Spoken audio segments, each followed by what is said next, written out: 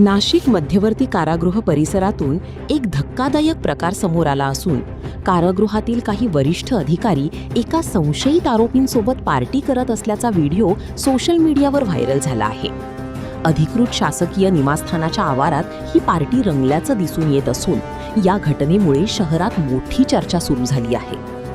माहितीनुसार संबंधित व्यक्ती फसवणुकीच्या गुन्ह्यात याच नाशिक रोड कारागृहात 2 वेळा शिक्षा भोगून सध्या जामिनावर बाहेर आहे.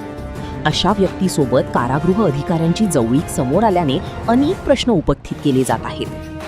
गुन्हेगारांना सुधारण्यासाठी आणि कायद्याचा धाक निर्माण करण्यासाठी असलेल्या व्यवस्थेतच जर अधिकारी संशयित आरोपींसोबत मैफिल रंगवत असतील तर गुन्हेगारीवर नियंत्रण कसं येणार, असा सवाल नागरिकांकडून उपस्थित केला जात आहे.